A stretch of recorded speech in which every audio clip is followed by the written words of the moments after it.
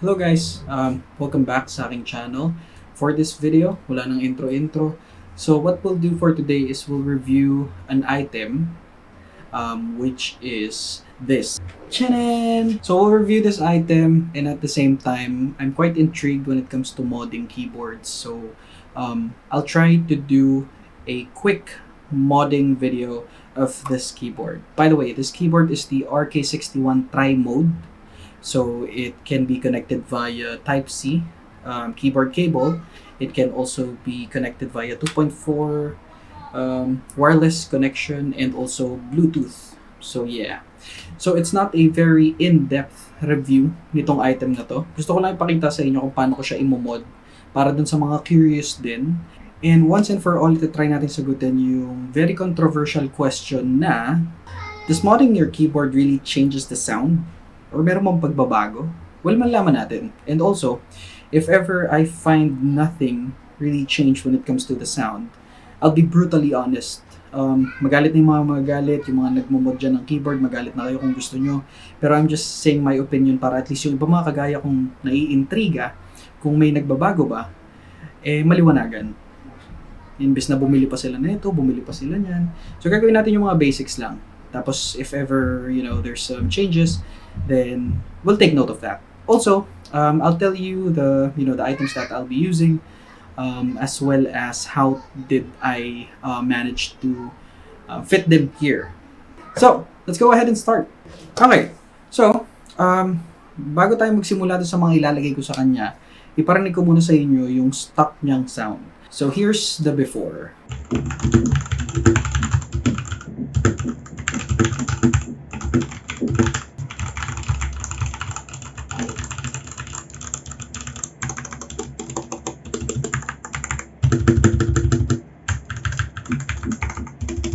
Alright, so guys, we're gonna start with the modding of this keyboard, and so there's three things that we'll do to modify this keyboard right here. So the first one is what we call the Band-Aid mod. So the things that you'll need to do that is first the keyboard. So second is you'll need the keycap puller and the switch puller. So kasama na to dito sa keyboard. You might also need tweezers. You can also use anything that can hold small stuff. So tweezers. So next thing you'll need is Band-Aid. You're also gonna need, of course, a pair of scissors. Your keyboard right here, they have switches. If it's a mechanical keyboard like this one, they have switches below the keycaps. So magtanggal tayo ng isa para makita nyo. So basic anatomy ng keyboard muna tayo. This is called a keycap, and this is called a switch. Yan yung nagpapaingay sa keyboard. We also have what we call here the stabilizers. Ito yung mga kailangan sa mga mahabang keys like the spacebar. So the Band-Aid mod basically will make the stabilizer steady para wala yung tunog na para siyang magalaw. So the Band-Aid mod should fix that. However, from what I've researched, some keyboards already have a very stable stabilizer, hence you won't need the Band-Aid mod.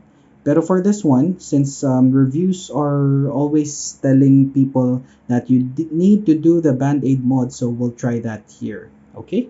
So tatanggalin ko muna lahat ng keycaps na may stabilizers. I'll just place this down and remove it like this. Yan na. Yan.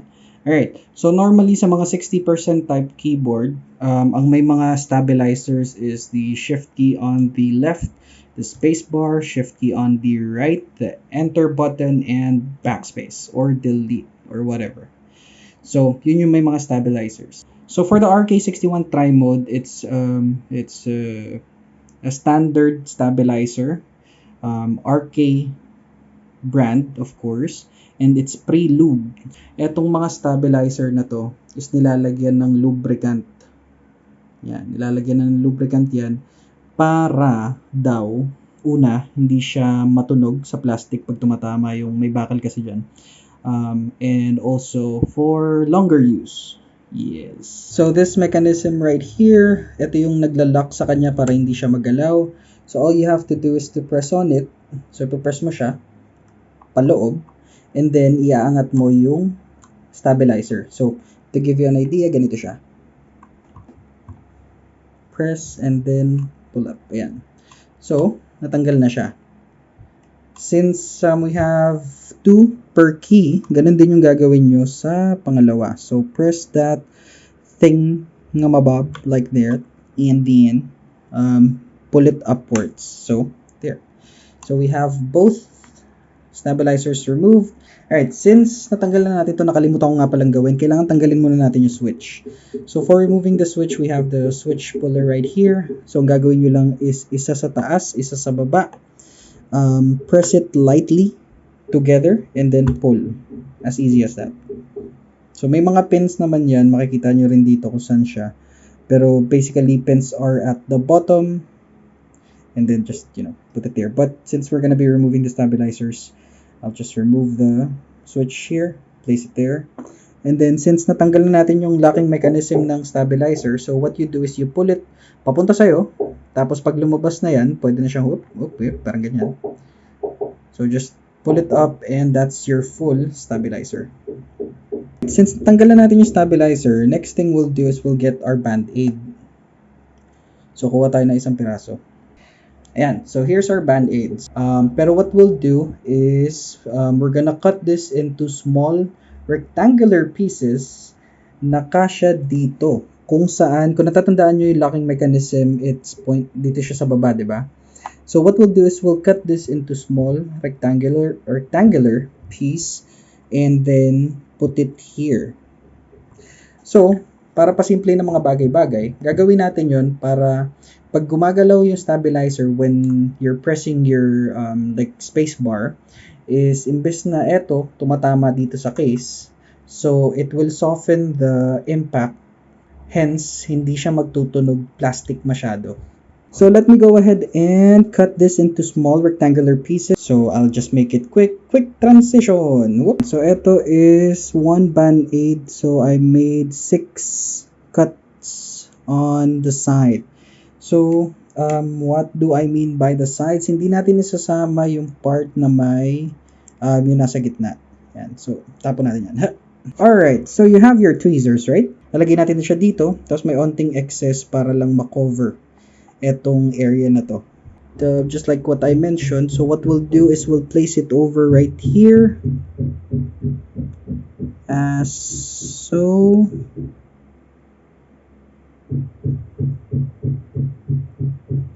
Yan, pasok nyo lang yung excess sa may loob. Kahit naman hindi nyo na siya idikit dun sa loob, as long as yung etong part na ito is malagyan, pati yung sa gitna kung saan siya banda naglalak.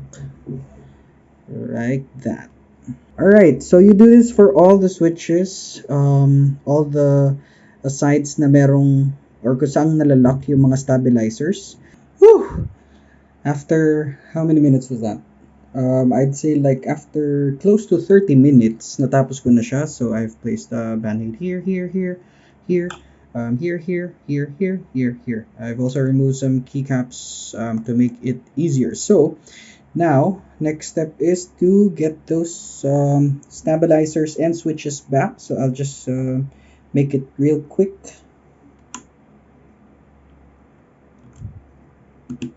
So to get the stabilizers back is easy. It's super easy. So you just have to, do it in reverse of what you did earlier. So the metal bar should be in, and then you just press it very, very lightly.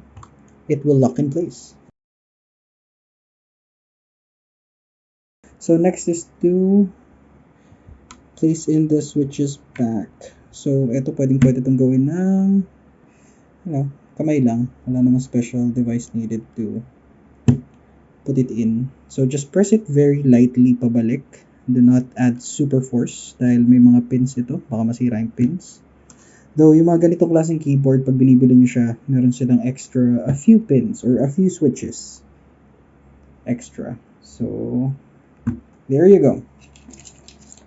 So ibabalik na natin yung mga keycaps. This is here. This is right here.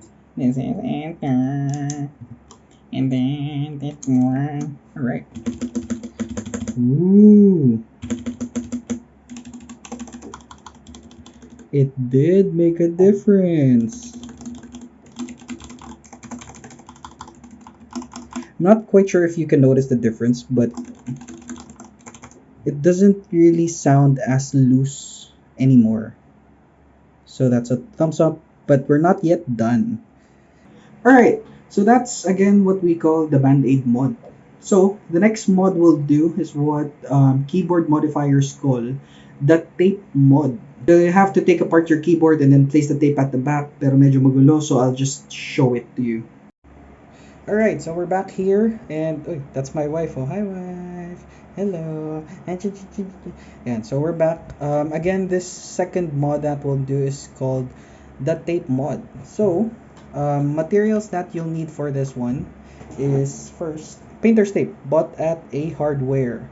So, kung manunod kayo ng mga videos sa YouTube, ang ipapakita nila sa inyo is either like blue or green, but, chicken butt. No, but painter's tape is available almost at all hardwares and the function is the same. Difference lang ng mga makikita nyo sa ibang videos is that it's green or blue. But for me, I'll be using this since hindi naman ito talaga makikita ng mga tao pag nagawa nyo na yung tape mod. So you'll need this, again, painter's tape. You'll need your scissors. Ay, may kasapang band-aid.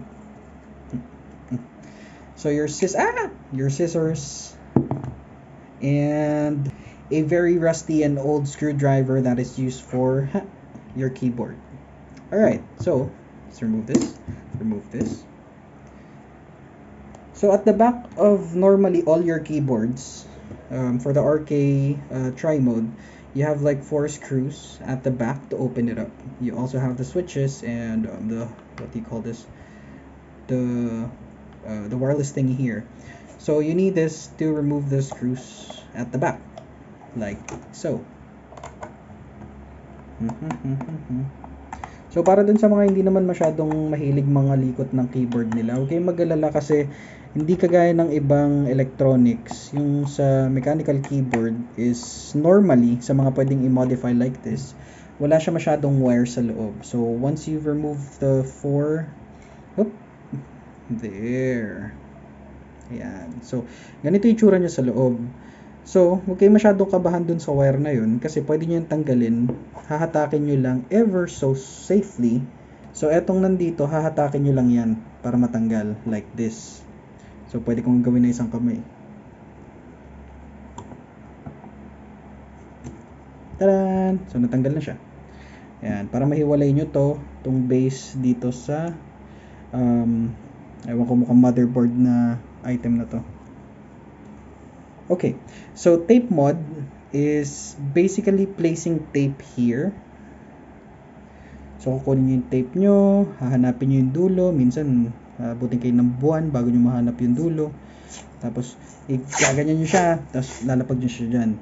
Tapos once you've placed it above, since painter tape doesn't really have that super sticky adhesive, hindi kagaya nung mga Scotch tape. So, reminder, Scotch tape is different from painter's tape.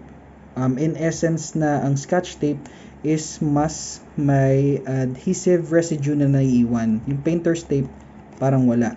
Didikit siya, pero wala siyang adhesive. So, in short, safe tong board-like thing na to. Pag kinabit nyo siya, tapos gusto nyo siyang tanggalin. So, you have to put it above or on the back of this board right here. Remember, may mga switches tayo for turning the keyboard on, the RGB, the Bluetooth, also this cable for the cable right here, and also yung Type-C. So if you place the tape above it, make sure to just, cut out yung mga places na may kailangan kayong idikit. So you may use like your scissors or, a small knife or even a cutter. Just make sure that you do it safely. And at the same time, keep in mind that there's like small circuits here na baka mapuncture nyo. So, yeah. Safely and carefully. Ayan. So, I'll just do this real quick. Isa na namang mabilis na transition. Oh, sorry, isa pa. Alright, so ayan, nalagyan na natin ng tape. So pakita ko lang sa inyo na napakabilis. So ito yung binutas natin for the screws. This is the switches that we have. Binutas natin yun using a cutter. And then I've also made holes for this para do sa ating battery connector and also for the type C. So I applied 2 layers ng ating painter's tape. Advisable kasi is like 2 to 3. So everything's connected now. We just have to connect this here and then place it back. However, di mo na natin siya isasara kasi i-apply natin yung ating third mod. So we've done the band-aid mod, we've done the tape mod, and the third mod and last mod that we'll do for the keyboard is what we call the foam mod. Hindi ko alam kung yun yung tawag ng iba, pero foam kasi yung ginagamit nila. So we'll do that as well. So the tape mod, what it normally does is, so para maging mas buo yung tunog, yun na lang. And I'm not quite sure if that's real, pero we'll try it a little bit later. We'll just apply first the foam mod. So what I did is I purchased what we call a PE foam in Shopee. I got it for less than 100 pesos and akala ko maliit lang siya. Pero lo and behold, ganito siya kalaki. Ganyan, siya kalaki. And again, that's for less than 100 pesos. So basically, the material looks like this. Ganyan. So foam siya na 2mm yata yung size or yung kapal. And it's super duper long, pero of course you have to cut it para magkasya siya dyan sa loob. Now this will also make the sound less hollow, para mas buo yung tunog niya. And our main goal for modding your keyboard is from tak tak tak tak tak sound, it should go tok tok tok tok tok sound. It's more satisfying, as people say. And me personally, if I can get that tok tok tok sound, I'll be good.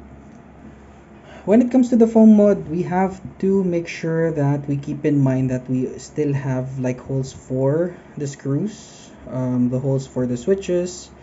We have some additional foam for some keyboards that we need to cut out as well para hindi siya umangat, or pwede nyo tanggalin yung excess foam ng iba like for the battery. We also have to keep in mind yung mga etong mga nakaangat na portion. I'm not so sure what we call this, the walls. We call it the walls. I'll call it the walls. And other things that might need your consideration when it comes to the foam. So I'll try to manage my foam here as much as I can, and I'll show you how I fit it in. Isang mabilisang transition na naman. Okay, so ito na yung ginawa ko foam. So pinutol ko yung foam and I made cuts or cutout para sa screws, para sa switches, and excess thingies inside this space right here. So yung pag-apply sa kanya is somewhat gonna look like this.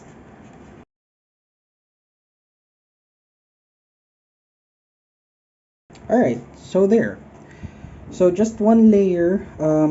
In other videos they say that you have to make 2 layers, pero I think I can only fit 1 kasi pag nilagyan ko pa ng isang layer baka hindi na kayanin, hindi ko na masara, lalo na may switches siya sa ilalim. So isang foam lang, I think that will be enough since it's a 2mm foam, and I've pretty much covered the entire base, plus nilagyan ko siya ng onting cut right here para ito is hindi nasa dulo. Medyo matagal lang yung sa pagsusukat tsaka sa pagka-cut out nung mga kailangan nakalabas para siya ay masara. Pero since we're done, let's now assemble it. So here,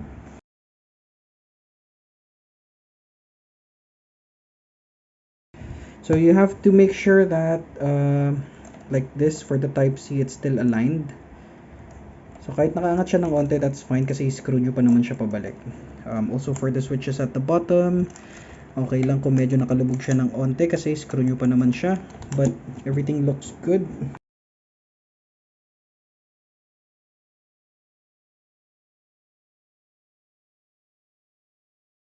Alright, so we're done. Now we just have to make sure that the switches can be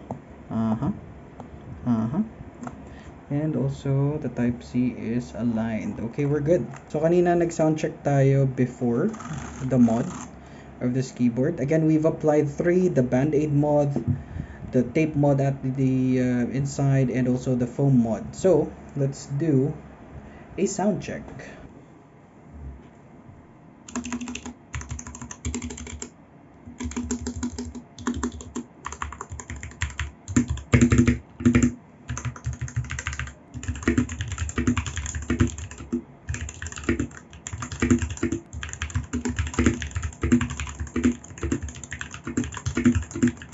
All right, so guys, there. Well, here's again the before and after sound comparison before and after doing the 3 mods, Band-Aid, tape, and foam.